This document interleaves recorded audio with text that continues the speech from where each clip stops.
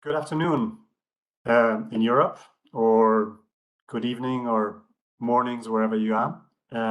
Welcome to this discussion about the next decade of systems change philanthropy. My name is Alejandro Álvarez from Gustedt, but you can call me Alex, as on the slide. It's too complicated. I'm a vice president for Europe at Rockefeller Philanthropy Advisors. I refer to Rockefeller Philanthropy Advisors as RPA, which is a nonprofit organization whose mission is to accelerate philanthropy in pursuit of a just world. We only have 1 hour to explore a very complex and rich topic with amazing speakers. Thank you for joining us here. So I'm going to dive right into the session. First, by providing some context about why we're talking about this, why we're proposing this discussion. System change has become a huge topic over the last few years. There's a lot of conversations, there's a lot of buzz around it. Not surprisingly, because there's an increasing realization that in order to address the monumental challenges we're facing environmentally and socially across the planet, you really need to dive deeper into the systems and the root causes that are causing them, right? That requires addressing mental models and structures that are causing the inequities and practices that are resulting in unjust results and also unsustainable results for the planet. Now, there are many interpretations for what system change is, and there's not consensus on a framework, on a specific tool. There's a lot of chatter. There's more talk than walk at this stage, and it's easier said than done. It's not easy to act on system change. No? That's why at RPA, starting in 2016, we launched an initiative called the Shifting Systems Initiative, supported by a number of leading funders. I can't name them all here. Please bear with me with that. We've been working on these fields ever since, curating a community of practitioners, fostering change of learnings, practices to help advance the sector as part of our mission. Here's a few headlines just as a stimulus for the discussion as we get into it, of what we've learned or what our point of view is coming out of these years of experience. One is, obviously, that system change requires focusing on the deeper roots causes of the events. You're all familiar with the analogy of the iceberg. It's very much used. No? You only see the tip of the iceberg, the events, but underneath the waterline, there are massive other things happening, from patterns and structures and power elements, and also mindsets, and cultural ways of framing things, right? So system change does require going down from the tip of the iceberg all the way down. In the end, it is all about changing paradigms. No? And of course, in order to do so, you need to see the systems first. Seeing the system meaning understanding all the components, how they interrelate with each other, how they create unintended consequences sometimes, and also being clear about all the stakeholders, because a lot of the errors in the past have been about missing key stakeholders. A lot of people being left out, and that's why the systems very often leave people out. And this leads me to the next point. We believe at RPA strongly that system change, effective system change, requires centering equity and power relations across stakeholders. It's all up in the end about power and equity, and with a strong focus on social justice. Not surprisingly, system change requires working in collaboration across different types of actors and sectors. You need public, private, civil society, all of the above, and it depends on what systems you're talking about, the weight of those. And then obviously system change occurs only if you're able to scale solutions, and that requires a whole set of tactics and instruments and financial and non-financial instruments. Lastly, and then I'll shift gears, the other learning is, as important as the what is funded, thinking from a funder perspective, is the how it's funded, right? We've learned that system change requires long-term investments, right, as opposed to piecemeal ad hoc investment. We advocate that effective system change does require unrestricted funding that gives agency to the change makers who are working on the ground. So that is a departure from traditional approaches where it's more project-based, piecemeal, 1 year, and so forth. So these are just simply some quick reflections just to tee up the conversation from our learning. You can find out much more about this initiative in our website. A link will be dropped into the chat about the Shifting initiative. It's a public good, a lot of materials there. And so within this context, what we're trying to do is have a conversation with different practitioners here. We have leaders from a very important funders in the room to hear about how they go about it, right? And what are the approaches, because there's not only one approach. We don't claim there's one approach. We think there's principles, but approaches can differ. And sorry, something's happened to my WebEx. I hope you can still hear me. I hope you can still hear me. I'm going to continue talking unless I hear otherwise. We'll hear you just fine. Yeah, okay, because it's popping in and out, so I'm confused, maybe due to my own incompetence. We'll talk about how funders are co-creating change and sharing power, experimenting new ways of working. And as we look forward, we have an evaluator of our Shifting Systems initiative right here. We're going to try to extract the learnings from existing efforts and how can that shape the work going forward in the sector. So now it's my pleasure, my honor to introduce the panelists very briefly, and I'll be super fast because we don't have a lot of time. We've got the honor of having with us Masego Madzwamuse, Director of the Environment Program at Oak Foundation. Welcome, Masego. It's an honor to have you here. We have here with us Fabio Segura, co-CEO at Jacobs Foundation or Jacobs Foundation. Welcome, Fabio. It's an honor to have you here. We've got, or he's about to join, Simon Mawanza, Program Manager for Africa at Porticus, and Marta Ranz, founder Learning Edge, an independent evaluator of RPA Shifting Systems Initiative, who will share what she's learned from assessing our program. A few housekeeping things before we begin. Social media, you can join the conversation on Twitter by tagging at AllianceMag and at Rockefeller using the hashtag Systems Change Philanthropy. I think it's on the screen. I, at this point, can't see the screen, so please excuse me if I'm missing things. Before we start, we also want to do a quick poll to understand who's in the audience and where do you stand regarding system change. You can find the poll in this very WebEx virtual room. We'll do it very, very quickly. We don't have a lot of time, but we want to have at least a general sense of who is in there. So if we get started, what could you tell us very quickly, and click on the options, what organization do you work for? And if you don't find the exact description, use the most approximate one. We're not trying to do something statistically relevant, but just to get a sense. Yeah, thank you. Should find it on the right. Please take a few seconds.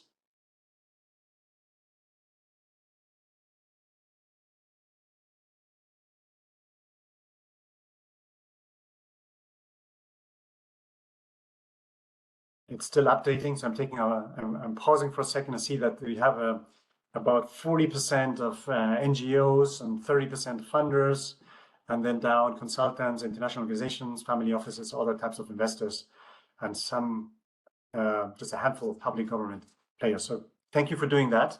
I propose that we move on to the next question, which is, do you work on system change? Do you apply system change approaches within your organization? Yes, no, you're not sure, you're exploring it. Where do you stand?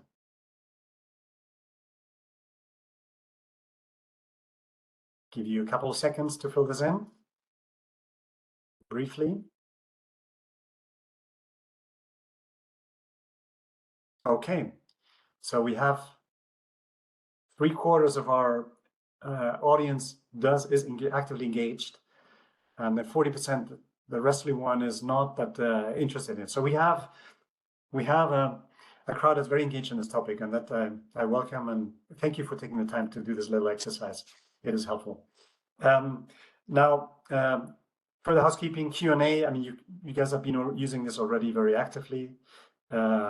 You can use the Q&A box on the right to introduce yourself, reply to comments, post questions. If you want to support questions posed by others, just use the thumbs up icon. It will help elevate the question. We'll try to address as many as possible at the end of the discussion.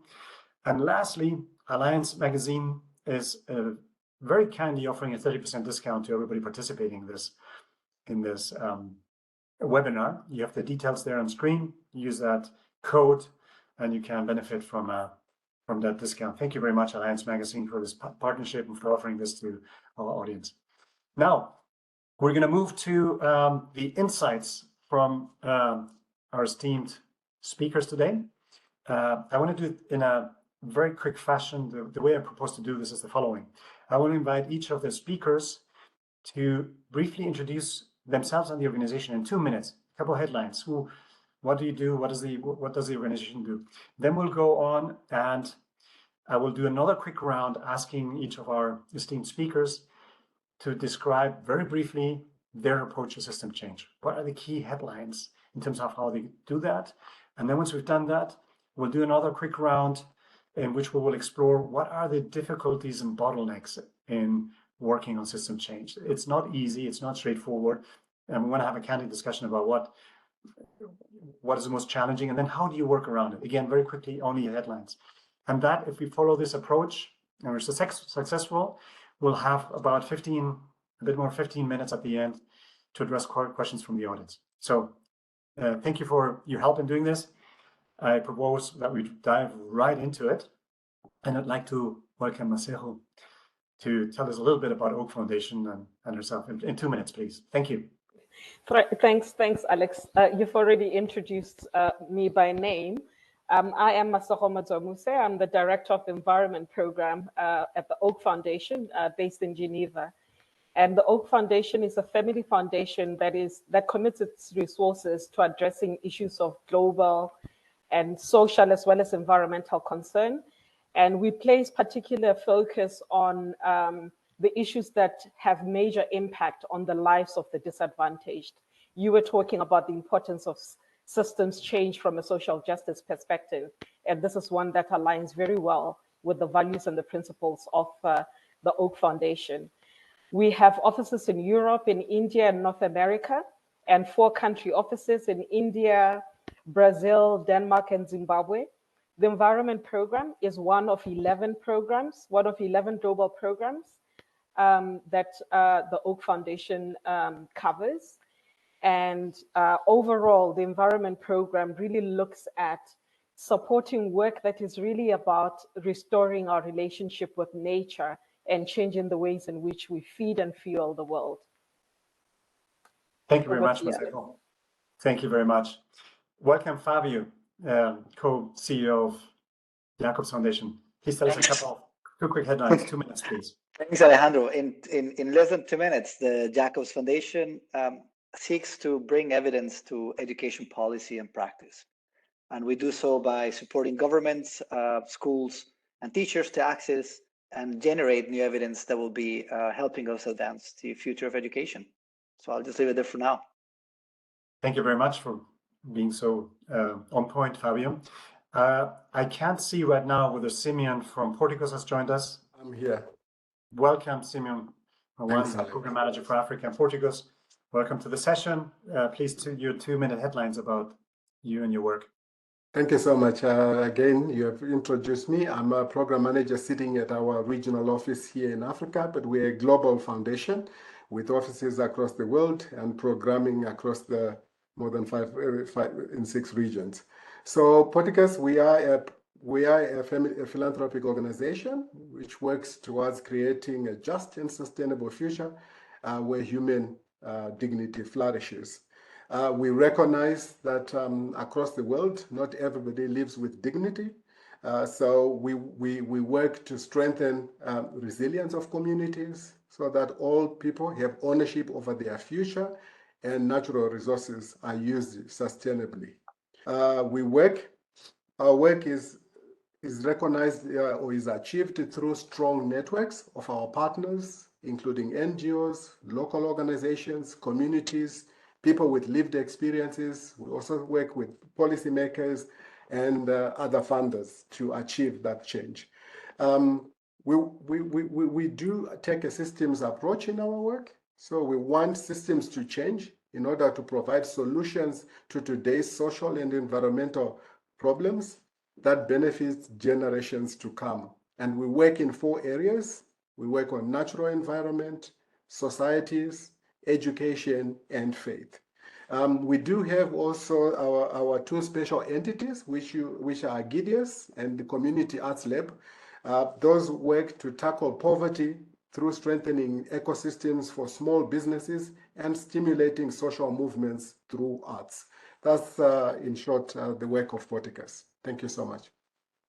Thank you very much, Simeon. Welcome to the call. I'd like to welcome Marta Arranz now to Founder Learning Edge to introduce herself. Welcome, Marta. Hello, everyone. So Marta Arranz, I'm based in Spain, and I'm working now as an independent consultant. As Alex was explaining, I took part on the external evaluation that RPA commissioned on the Shift in Systems initiative, and I was joined by it was a team of 4 of us, Tanya Beer, Alexia Pretari, and Gillian Martin Meyers, and I'm representing the team today. And maybe I'll just highlight that whereas the evaluation was commissioned to explore some questions related to the initiative and specifically looking at how RPA could sort of improve and inform the next strategy. We also explored 2 concrete questions that are of relevance for the field. One of them was the state of play of systems change in philanthropy. And the second one was around how philanthropy learns and how philanthropy changes behavior.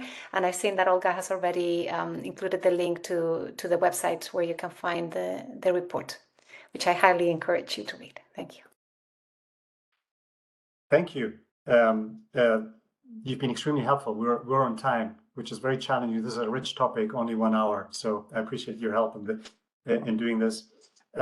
Let's talk about your approaches to unlocking system change, and if possible, illustrating it with one specific example. Again, we don't have a lot of time, but you can take a bit more time than in your introduction, about 4 minutes each. Masego, please share how Oak Foundation is implementing participatory and trust-based approaches and any other approaches. I'd welcome your perspectives. Yeah. Thanks, Alex.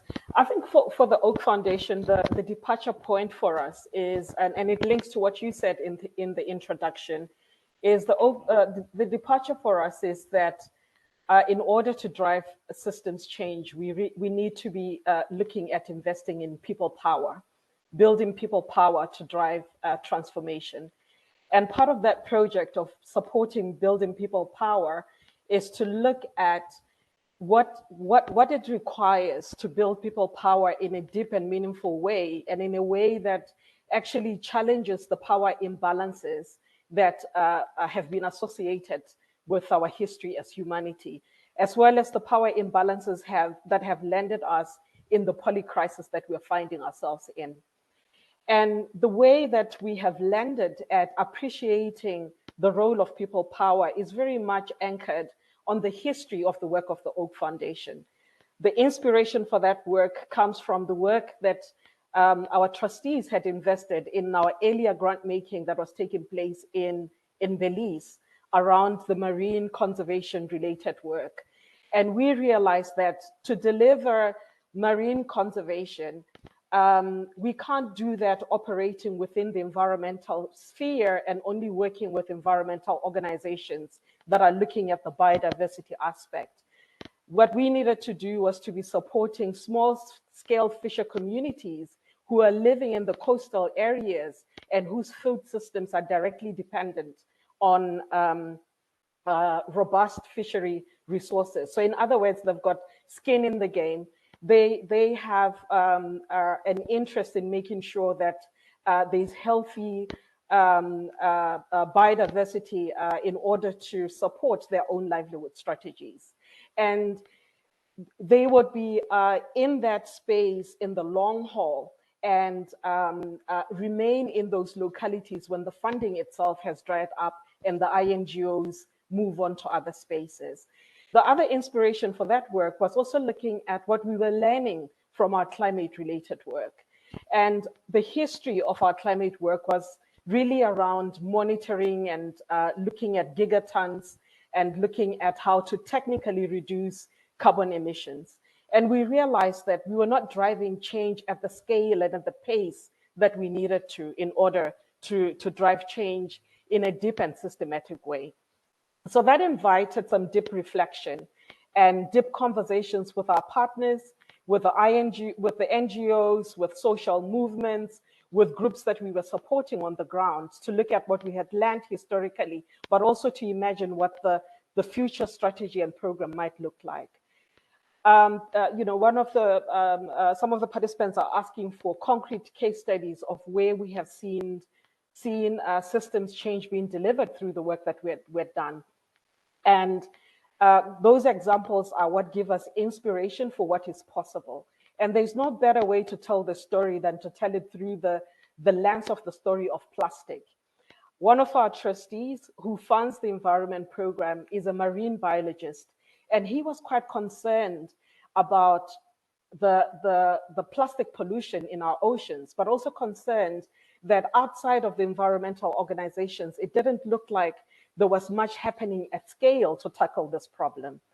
And with that deep passion and the technical background that he had in that area, including leaning into his own power of mobilizing peers around a collective issue, he worked together with the Marisla Foundation to support the establishment of the Plastic Solutions Fund. But in how we went about designing the Plastic Solutions Fund is we didn't go in with a hard and rigid theory of change. We basically went into that space with a wider question around how do we tackle this problem? And who else is working in the space outside of the environmental organizations? How is it that we can move it out of the marine conservation space to a much broader social issue, social space that is about changing behaviors and also pushing for accountability on the part of industry to change its behavior at sea, as well as to change its behavior across the food chain, across the value chain within the marine space. That work quickly evolved from a broad-based movement that involved waste pickers in the global south, that involved marine conservation activists, that involved a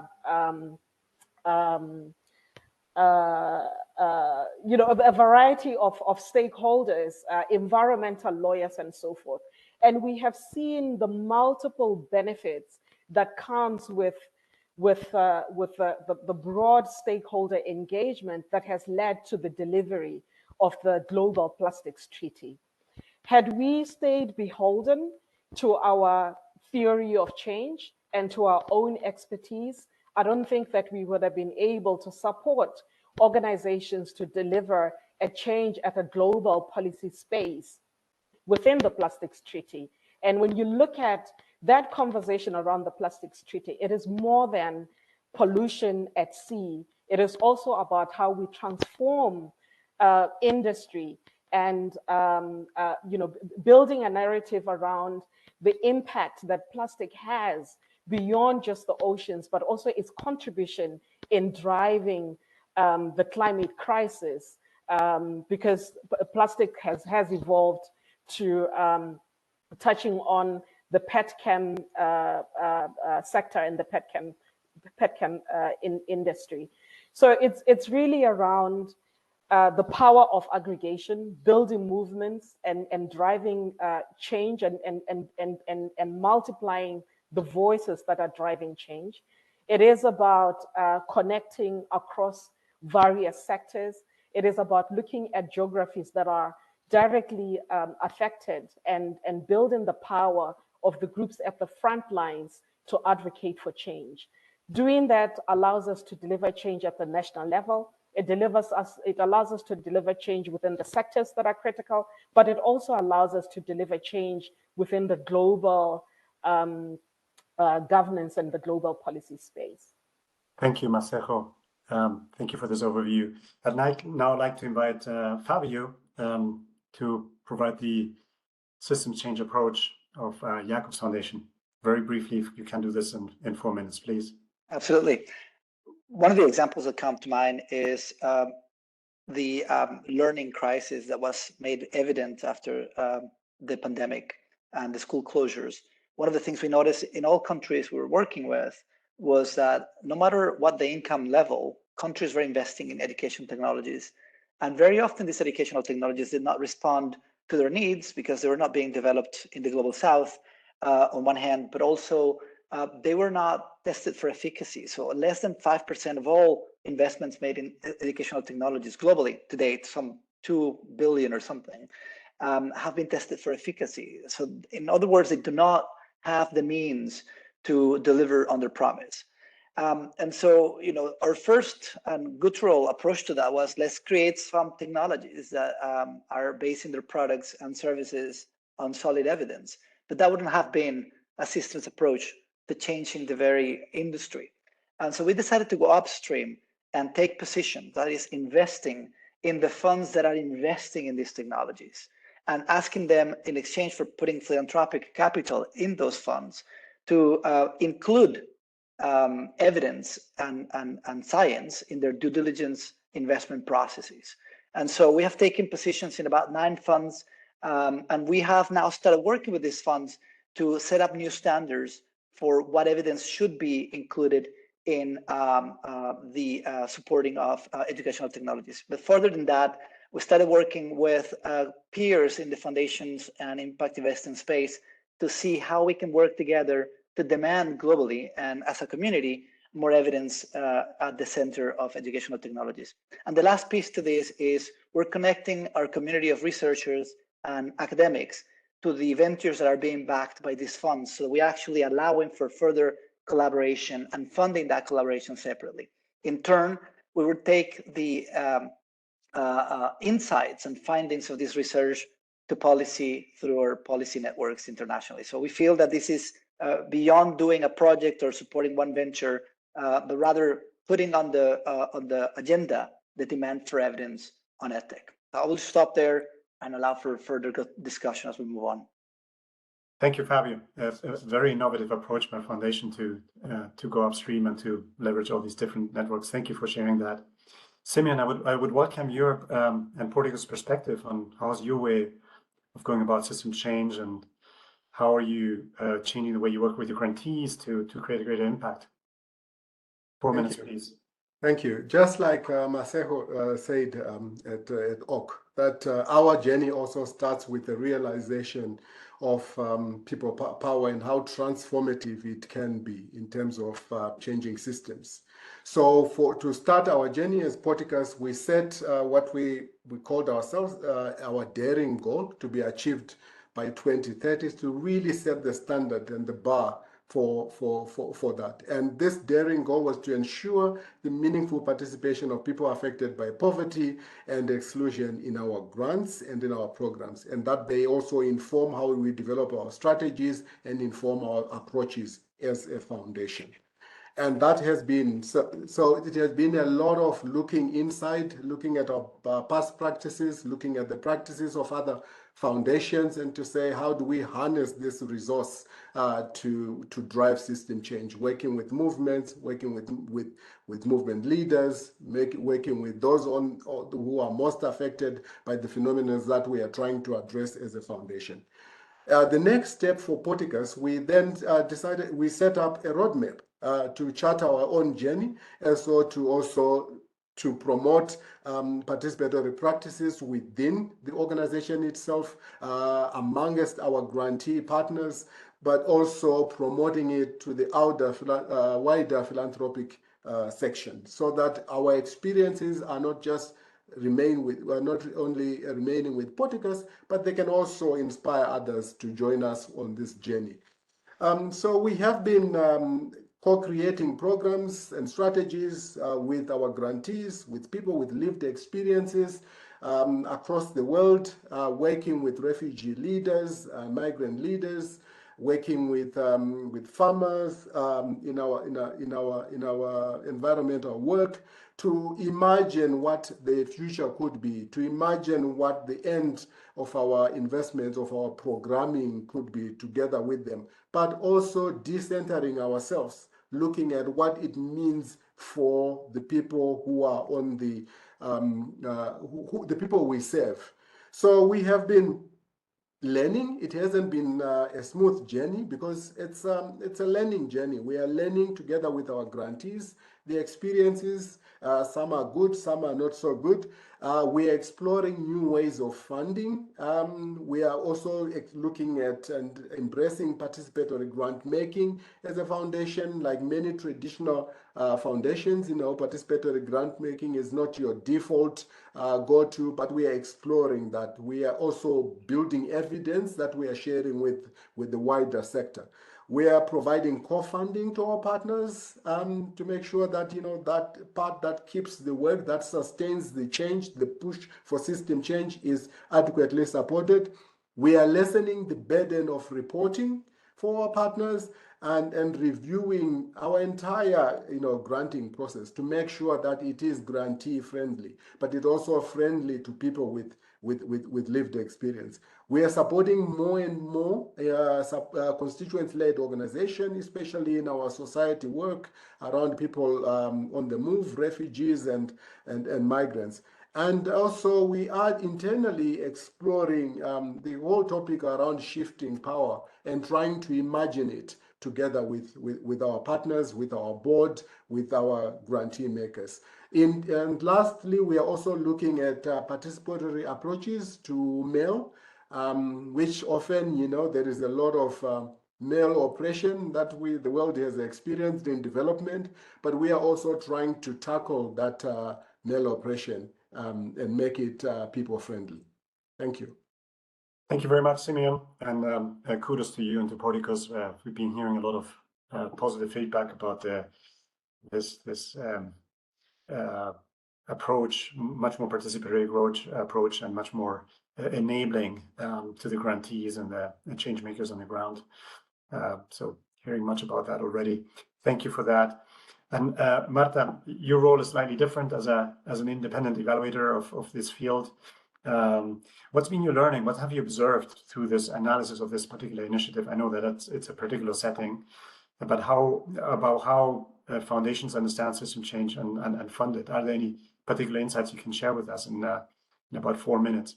And I think to the organizer, I think we can take off this slide, panelist insights, so that everybody can see our fellow speakers much better. Thank you. So we have, through the evaluation, we've looked at how different foundations and how the philanthropic sector is really understanding systems change and how it is influencing in what philanthropic funders invest in, but also how they do it. And we found that right now there is almost such a proliferation of approaches and understanding of systems change work that we could say that it's a field that is still in the making. There is also high tolerance for different approaches, but also lots of interconnection with other trends in philanthropy, like trust-based philanthropy or decolonizing philanthropy. So sort of systems change work, it's weaved in other conversations and other reflection opportunities around philanthropic funding. And through this, we found, we basically categorize sort of the different communities that we have found, or the different approaches that we have found in how different foundations understand systems change work in 5 types of communities that actually respond to 5 different ways of understanding the role in supporting systems change.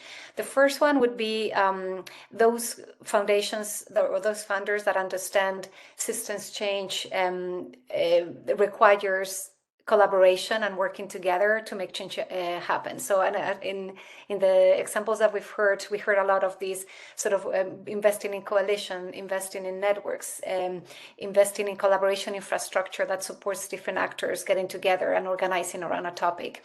Other funders think about system change more about using the tools and the frameworks and the concepts from systems work that academia has produced, and they've invested a lot of time and effort trying to learn about these tools and these frameworks, thinking that that would also help them see systems better and engage with systems better.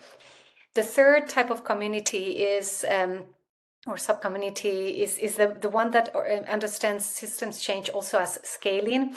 And there is a lot of conversations as well and interconnections between sort of scaling science, or what we've learned about scaling programs and initiatives, and systemic thinking. And that also has translated in investing in certain scaling processes as a way to achieve also systems change. The fourth one is the understanding systems change as dismantling structures of oppression, some of them that have sort of understanding also the historic perspective of it, but also putting sort of justice and equity at the core. And this is, again, not only thinking about what type of organizations to fund that are maybe organizations that are at the forefront of justice and are pushing for justice, but also thinking about how the philanthropic community needs to be engaging with power dynamics and understanding their role in decolonizing and changing these power structures. And the last one that is connected to this one as well is understanding systems change as a relational work, as a deep work that needs to happen in our own personal journeys as people working in the philanthropic sector, and thinking about how, again, taking an historic perspective into understanding or current moment and the current context in which philanthropy is operating, and trying to tackle all these aspects. I mean, these five hypotheses or different ways of understanding systems change, they're interconnected, but we can see some foundations that are leaning towards more than the other. Thank you very much, Marta. Super insightful what you've observed. Thank you for sharing that with us. Now I want to do the last quick round before we open the floor to a discussion, which is to talk about the challenges, not the obstacles, the barriers that we encounter in working in system change, and also your ideas on how you are working to overcome those. Again, very brief headlines, 2 minutes each, so you just can basically as teasers continue the conversation. I'd like to follow the same order. Masego, please share your thinking. I'm smiling because I'm like, how am I going to do this in 2 minutes? I know, it's difficult. Yeah, I wanted to pick up on one or two points really, and it's what Martha said about around the relational work. Just to your question about the challenges, what Martha says about systems change being very much about relational work. For us, we actually found that was the departure point, was really thinking about one, being a family foundation. What does that look like? And in what ways are they convergence around the systems change ambitions that are driven or held by groups that are working in the space of social justice, and the areas of convergence with our trustees who lead the work?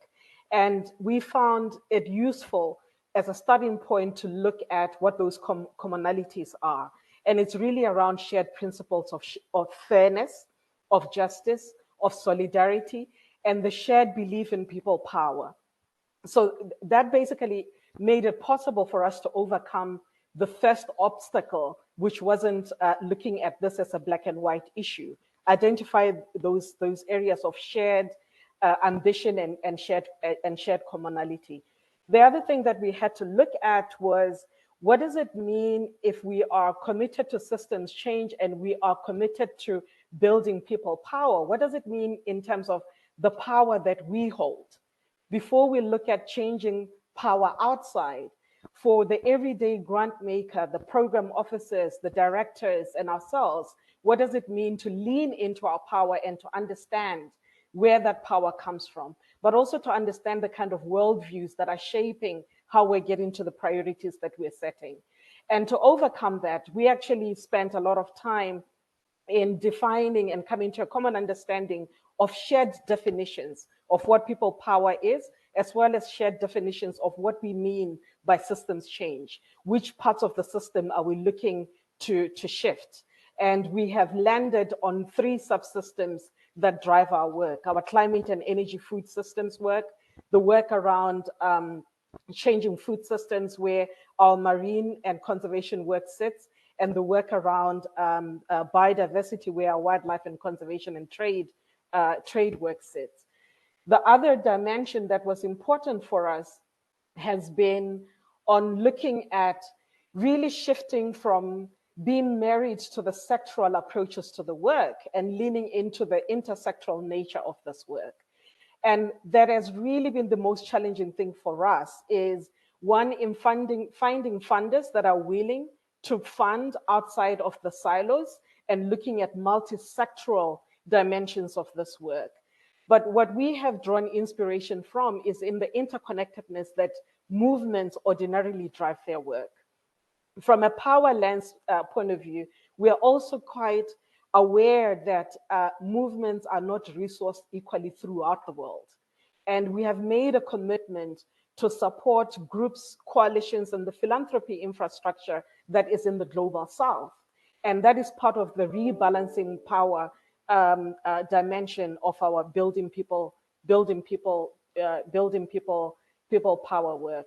The last point is really around how we think about learning and monitoring the progress that we're making. The project for us has been very much a part of a process of unlearning and leaning into the monitoring and evaluation processes that our partners themselves are innovating around. And it has basically meant we had to think outside of the KPI-driven forms of monitoring to look at how narratives are shaped, to look at the role of arts and culture, but also to look at indicators that are aligned with how communities on the front lines and different stakeholders are using to measure progress.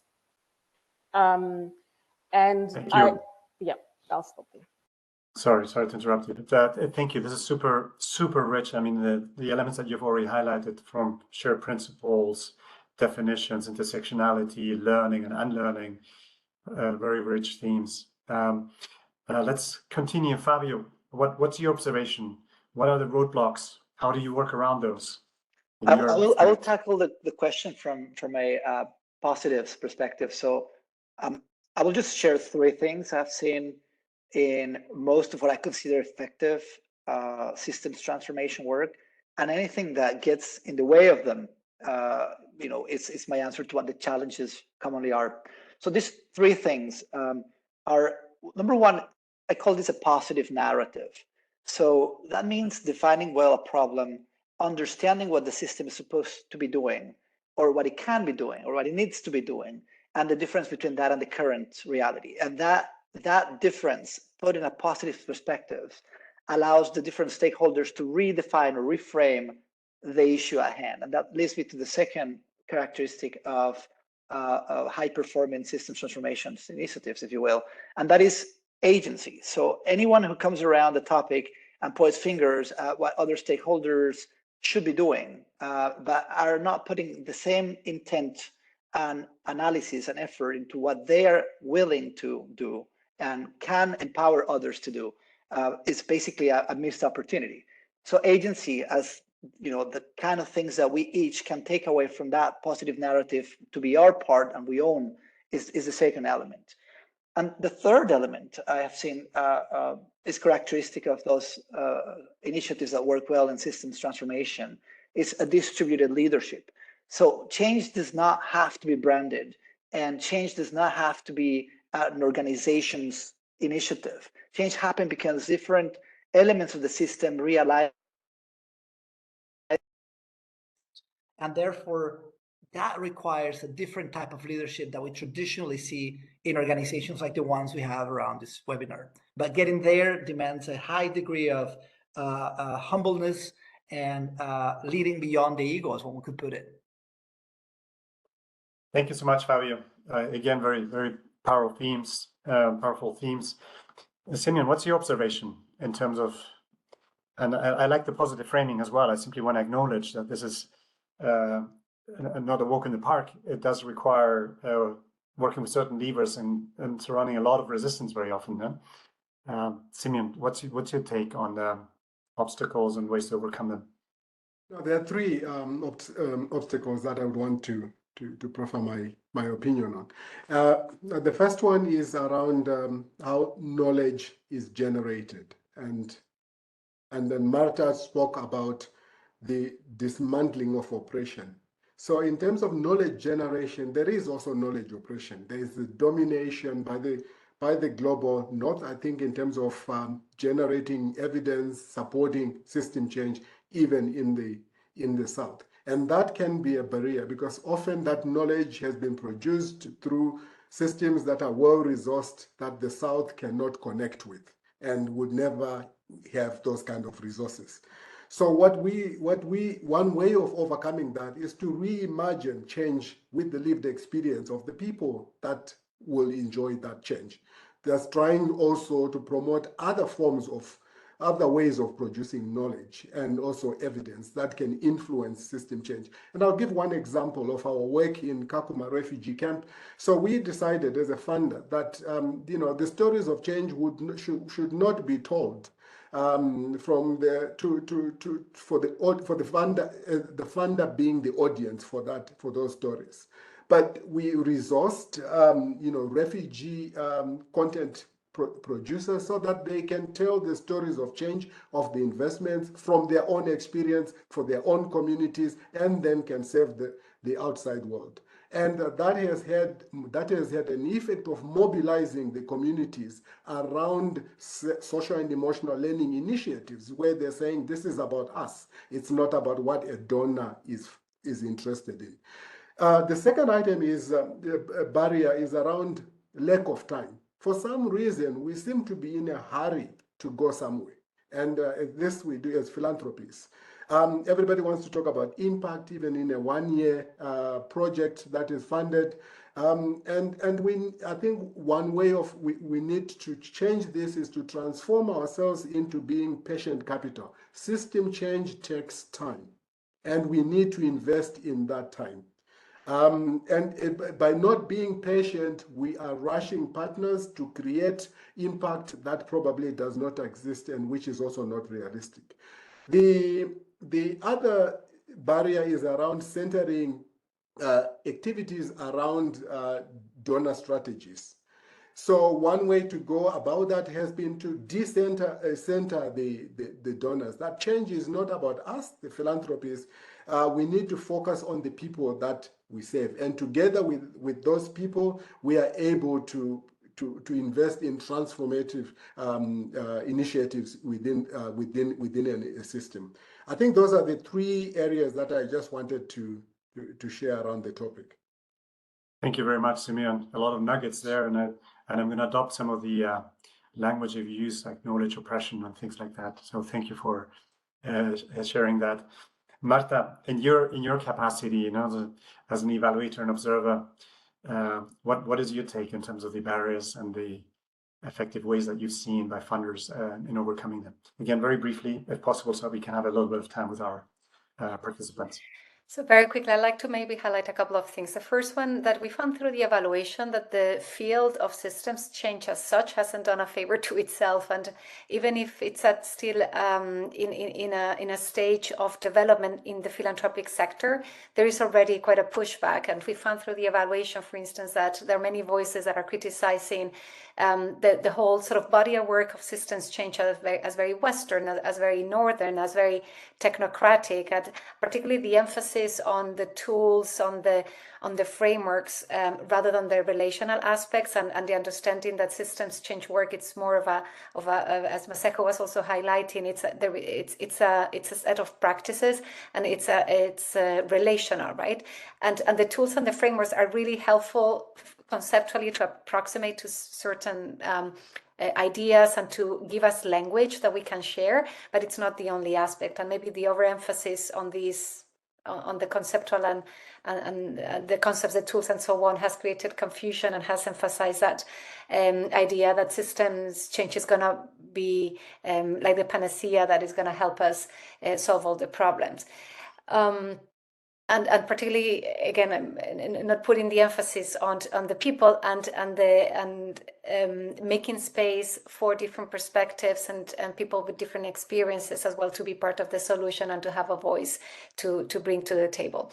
Apart from that, we also sort of in the evaluation, we found lots of different barriers that have to do also with how philanthropy funds and what is the current paradigm, the more mainstream paradigm. So still finding a sense of security on the idea of the grant and the project, rather than looking at portfolios of work or systems of work and funding an ecosystem that can collaborate and work with itself, rather than thinking more about change that can occur in 2 years and 3 years just with a log frame or with a project mindset to the work. Also, I mean, this response again to the idea that change is linear and can be controlled, and again, like the emphasis on measurement frameworks that favor that type of mindset hasn't helped us at all in engaging with more complex and deeper conversations.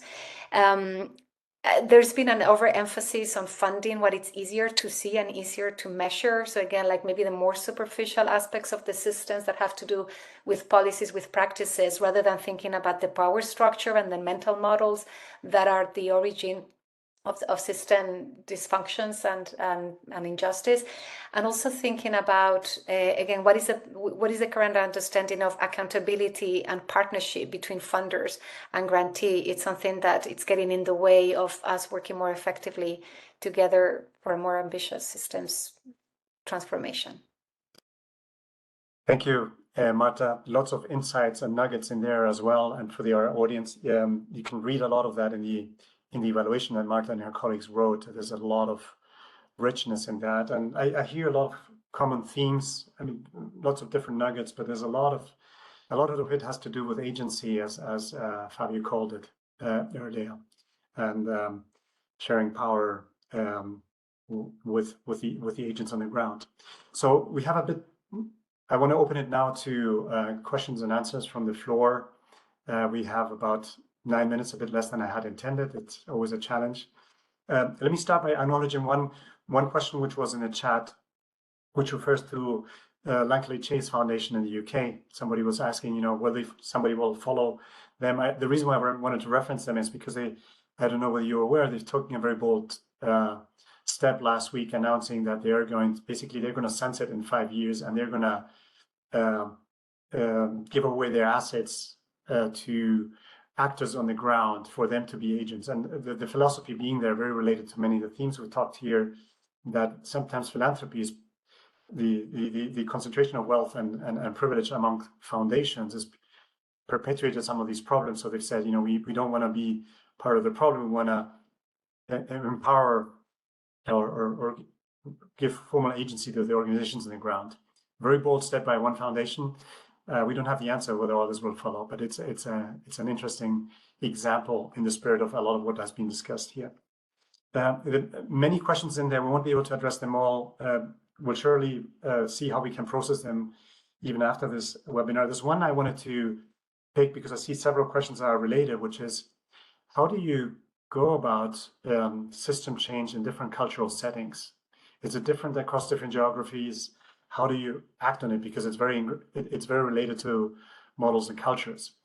Any of you have an appetite to say a couple of remarks about that, or maybe a couple of you, because this is a very important topic, and precisely if you go back to Simon's also concept about the fact that there's the knowledge monopoly or oppression very often applied to this. No?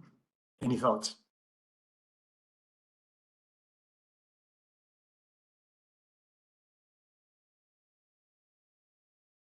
I guess it's a complex topic. I can maybe just give a couple of thoughts just to get us started on it. I mean, in the evaluation, we also looked at the work that had happened in different geographies, particularly in Brazil and India, in China and Colombia. And we found, I mean, of course, different approaches and different understanding of what systems change work look like in their context. One very important sort of trend that we've seen across all these different countries is that, of course, the social and the political events affecting the philanthropic sector in that particular country or in that particular region have been extremely important.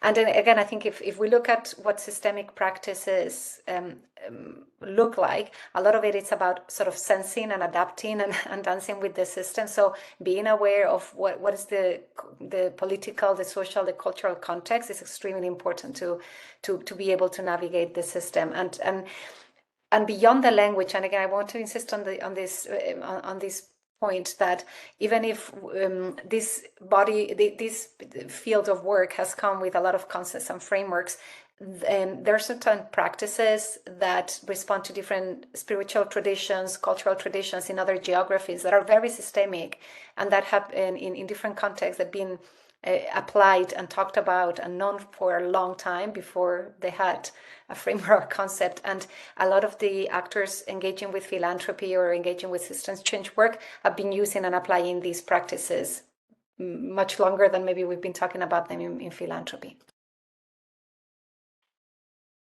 Thank you, Martha. Any other reflections from anyone, or shall we move to the next question? We go to another one, which is somebody was asking who does need to change. I mean, the most is it NGOs, governments, foundations, and so forth. Certainly, I would argue. I mean, if you were focusing on the donor community, that it does need to change in its approaches to achieve greater impact. I would argue there's scope for all the elements in the system to need to change and to along the same lines of recognizing and providing agency. Anybody want to comment on this? Any further? I'll jump in.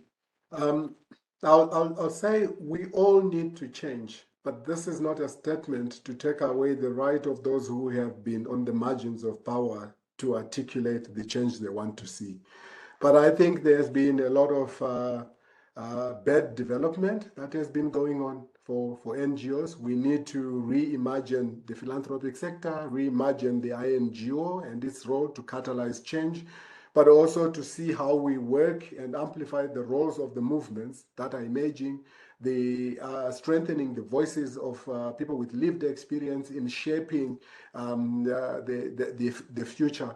So change, I think, has to happen across, and I sit on the African continent. I work for a Dutch headquartered, Netherlands headquartered philanthropy, but we also encourage and connect with thought leaders from the African continent to also make sure that their views are coming in and some of the emerging trends in development are supported and shift the way we have been thinking around change, social change.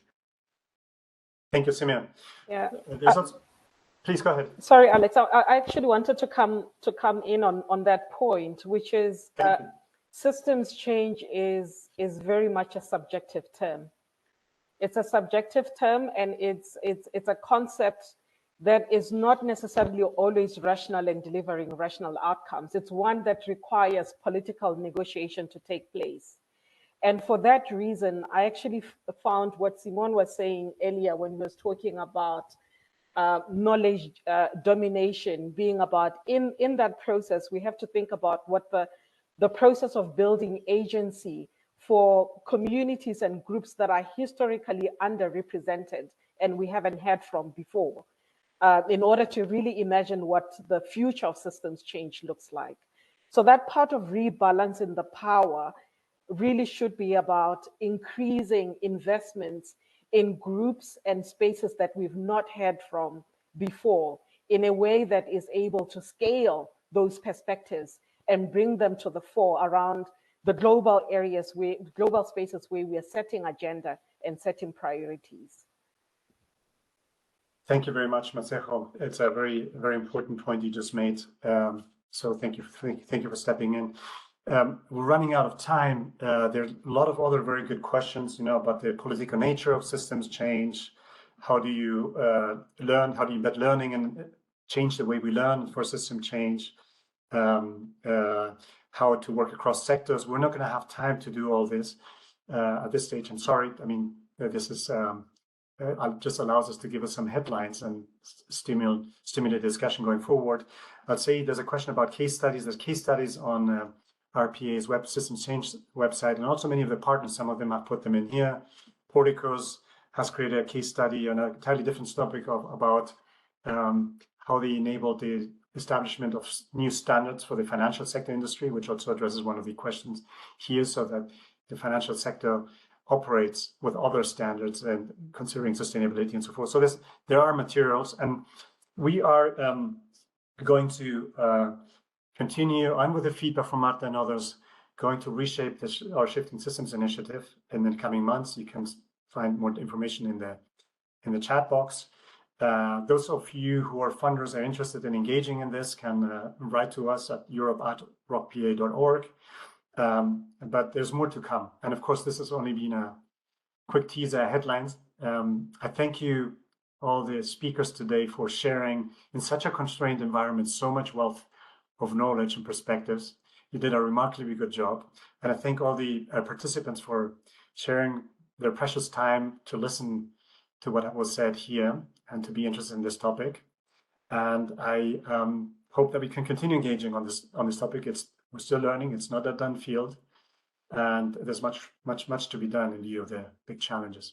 So I thank you all very much, Alliance, fellow speakers, and participants, for your time and insights today. Thank you.